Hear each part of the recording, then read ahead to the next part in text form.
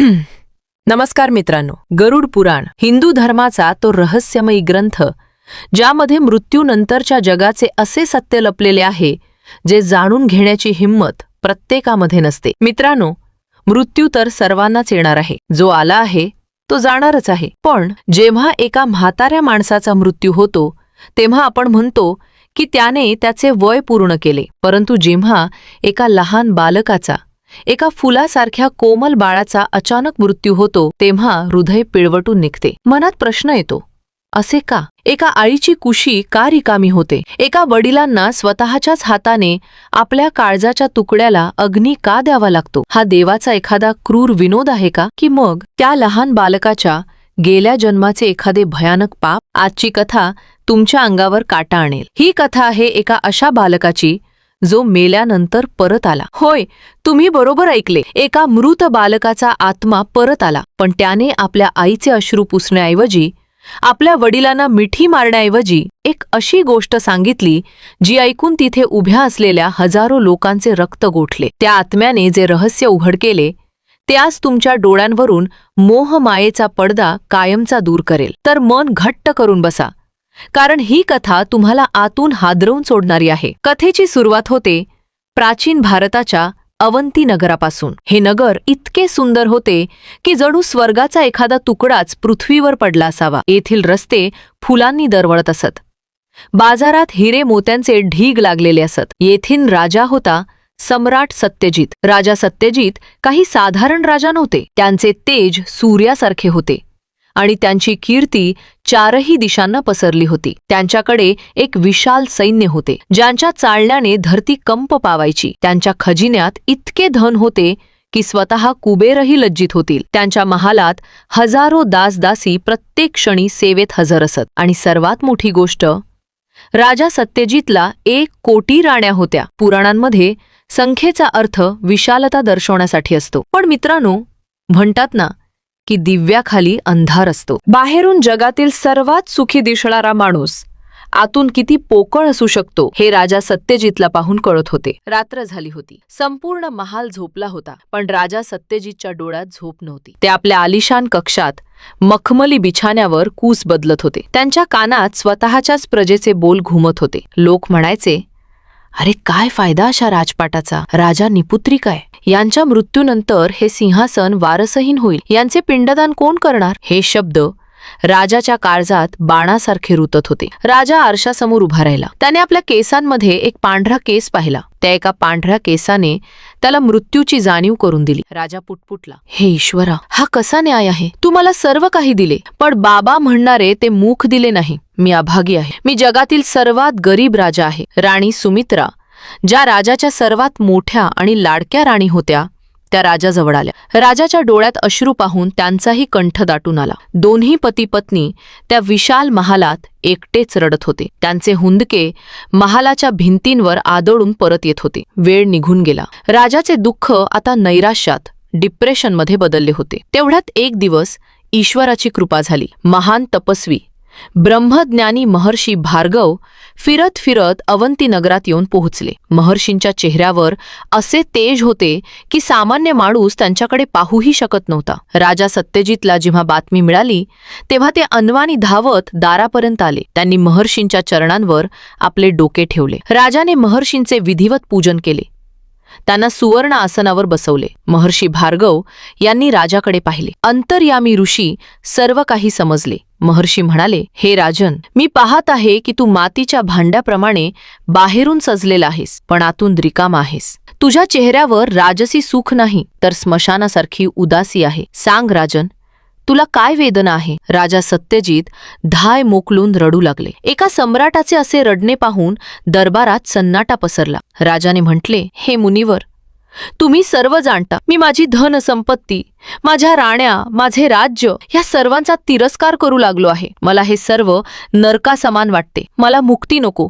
मला पुत्र हवा आहे. मला ते सुख हवे आहे जे एका पित्याला मिळते. मग मला नरक भोगावा लागला तरी चालेल, पण मला पुत्र हवा आहे. महर्षी भार्गव काही क्षणांसाठी शांत झाले. ते भविष्य पाहू शकत होते. त्यांना माहीत होते की राजाच्या नशिबात पुत्रसुख नाही, आणि जर जबरदस्तीने पुत्र मिळाला तर तो विनाश घेऊन येईल. महर्षींनी चेतावणी दिली, राजन, सावधान, हट्ट करू नकोस. अनेकदा जे आपण मागतो तेच आपल्या विनाशाचे कारण बनते. पुत्रसुख ही देखील माया आहे आणि पुत्रवियोग ही देखील माया आहे. पण राजाने हट्ट धरला. नाही गुरुदेव, जर तुम्ही मला पुत्र दिला नाही तर मी आत्ताच तुमच्या समोर माझे प्राण त्यागीन. राजाचा असा हट्ट पाहून महर्षी भार्गव यांना दया आली. त्यांनी त्वरित एका पुत्रेष्टी यज्ञाचे आयोजन केले. मंत्रोच्चारांनी आकाश दुमदुमून गेले. यज्ञाच्या अग्नीतून एक दिव्य खीर प्रकट झाली. महर्षींनी ती खीर राजाला दिली आणि म्हटले, ही खीर तुझ्या सर्वात प्रिय राणीला खाऊ घाल. तुला पुत्रप्राप्ती होईल. पण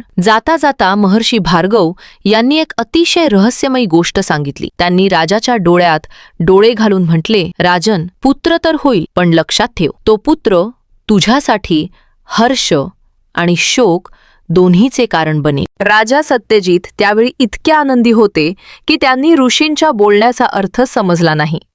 त्यांनी विचार केला, कदाचित मुलगा खोडकर असेल म्हणून ऋषी असे म्हणत आहेत. राजाने ती खीर आपली पट्टराणी सुमित्राला खाऊ घातली. महर्षींचा वरदान फलीभूत झाला. राणी सुमित्रा गर्भवती झाल्या. 9 महिन्यानंतर एका शुभ मुहूर्तावर एका अत्यंत सुंदर बालकाने जन्म घेतला. तो बालक इतका सुंदर होता की जणू साक्षात कामदेवानेच जन्म घेतला असावा. अवंती नगरात दिवाळीसारखे वातावरण झाले. राजाने आपला खजिना उघडला. गरिबांना सोन्याची नाणी वाटण्यात आली. राजा सत्यजित, जे कालपर्यंत उदास असायचे, आता एका क्षणासाठीही आपल्या पुत्राला मांडीवरून खाली उतरवत नसत. त्यांनी बालकाचे नाव ठेवले हर्षवर्धन, आनंद वाढवणारा. पण मित्रांनो, हेच ते वळण होते जिथून कथेमध्ये एक भयानक अंधार पसरणार होता. राजा सत्यजित आता पूर्णपणे बदलले होते.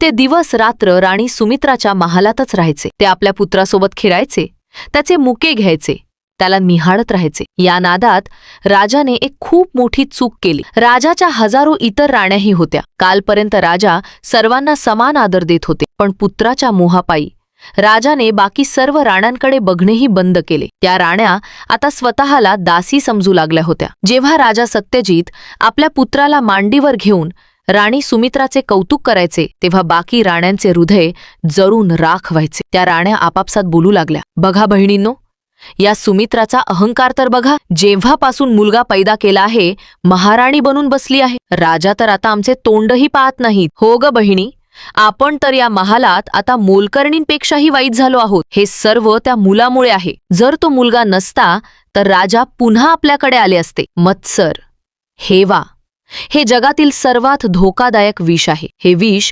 सापाच्या विषापेक्षाही जास्त जीवघेणे असते. त्या राण्यांची बुद्धी भ्रष्ट झाली. त्यांच्यातील ममता मेली आणि एक डायन जागी झाली. एका रात्री जेव्हा संपूर्ण महाल झोपला होता, राजाच्या इतर राण्यांनी एक गुप्त बैठक घेतली. त्यांच्यापैकी सर्वात क्रूर राणी, जिचे नाव रूपमती होते, तिने आपल्या कमरेतून एक छोटीशी कुपी काढली. त्या कुपीमध्ये कालकूटसारखे भयानक विष होते. रूपमती म्हणाली, आज रात्रीच हा खेळ संपवावा लागेल. जर या मुलाने उद्याचा सूर्य पाहिला तर आपण आयुष्यभर अंधारात राहू. बाकी राण्यांचे हात थरथरत होते, पण ईर्ष्येची आग इतकी तीव्र होती की त्यांनी संमती दिली. दुपारची वेळ होती. राणी सुमित्रा आपल्या कुत्राला दूध पाजून झोपून काही कामासाठी बाहेर गेल्या होत्या. बालक हर्षवर्धन आपल्या पाळण्यात एकटाच झोपला होता, पूर्णपणे बेखबर की त्याचा मृत्यू त्याच्या जवळ येत आहे. तेवढ्यात दबक्या पावलांनी त्या राण्या खोलीत दाखल झाल्या. खोलीत शांतता होती. फक्त बालकाच्या श्वासाचा आवाज येत होता. राणी रूपमती पुढे सरसावली. तिने विषाची कुपी उघडली. तिचा हात थरथरत होता, पण तिने त्या मासूम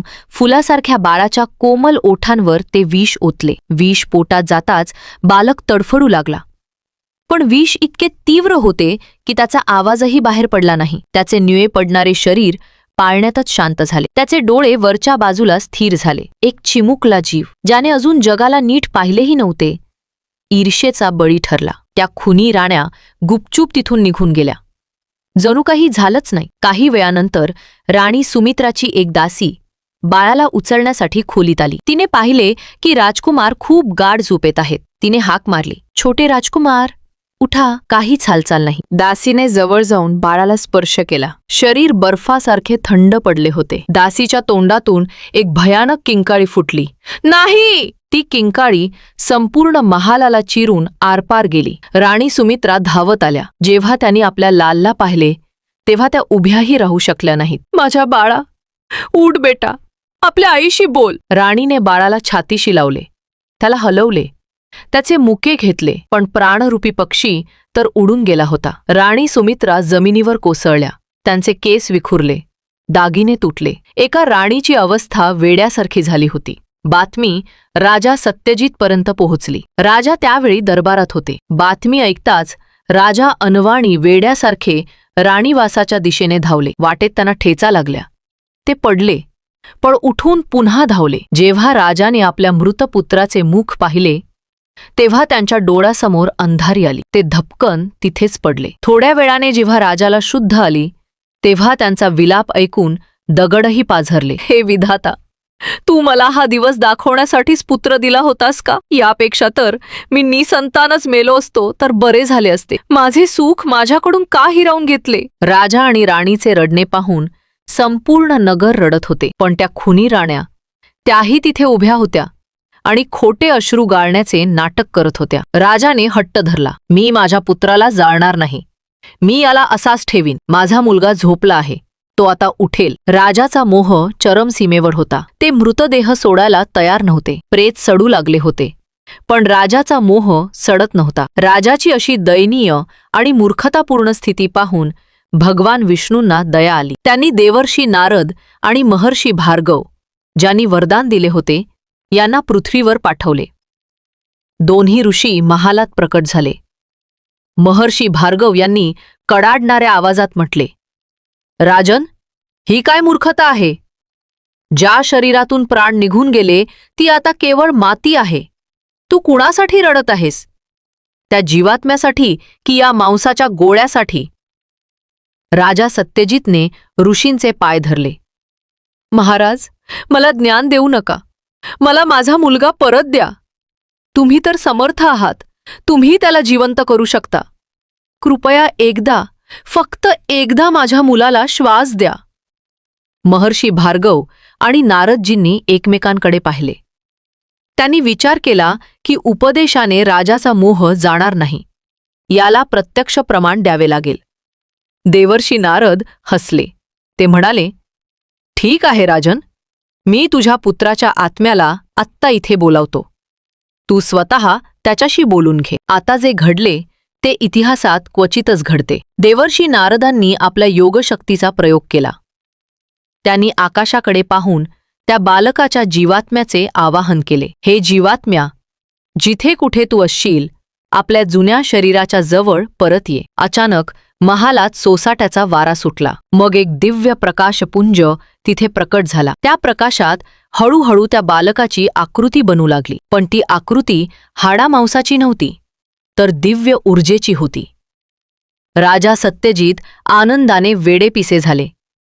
बेटा, माझ्या मुला, बघ, मी तुझे वडील आहे. ही तुझी आई सुमित्रा आहे. आम्ही तुझ्याशिवाय मरून जाऊ.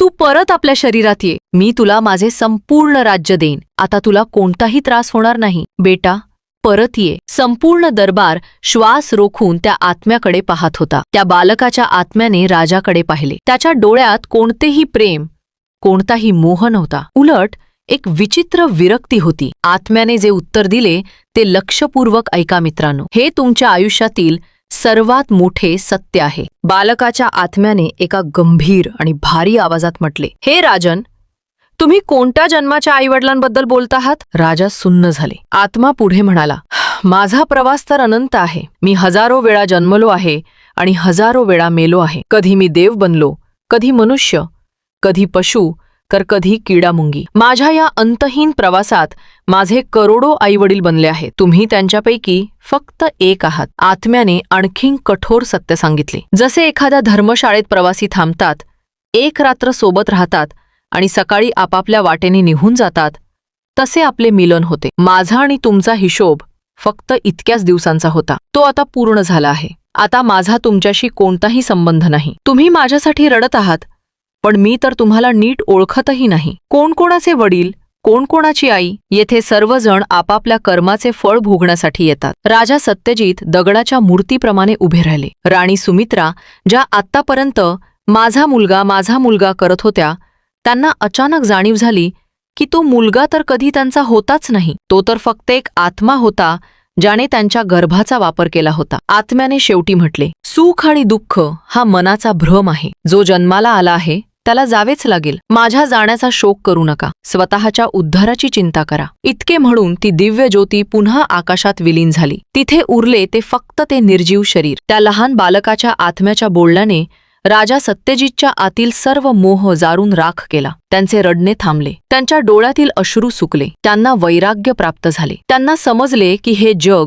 ही नातीगोती, हे राज्य सर्व एक स्वप्न आहे. खरे सत्य तर केवळ ईश्वर आहे. राजाने ऋषींना प्रणाम केला. ते म्हणाले, हे मुनिवर, तुम्ही माझे डोळे उघडले. मी व्यर्थच मोहात अडकलो होतो. त्यानंतर राजाने विधिविधानाने बालकाच्या शरीरावर अंतिम संस्कार केले. पण यावेळी त्यांच्या डोळ्यात अश्रू नव्हते. यानंतर राजा सत्यजितने आपले विशाल साम्राज्य त्यागले. त्यांनी राजसी वस्त्रे उतरवली आणि साधारण वेश धारण केला. ते यमुना नदीच्या तीरावर गेले आणि तिथे भगवान विष्णूंची घोर तपस्या केली. शेवटी त्यांना परमगती प्राप्त झाली. तर मित्रांनो, ही होती गरुड पुराण आणि श्रीमद भागवताची ती पावन कथा. ही कथा आपल्याला शिकवते की ज्या मुलांसाठी, ज्या कुटुंबासाठी आणि ज्या धनासाठी आपण दिवस रात्र पाप करतो, कपट करतो, अंतसमयी यापैकी काहीही आपले नसते. आत्मा एकटा येतो आणि एकटाच जातो. सोबत जातात ते फक्त आपली कर्मे. त्या बालकाने राजाला नाही तर आपल्या सर्वांना जागे केले आहे. तुम्हाला ही कथा कशी वाटली?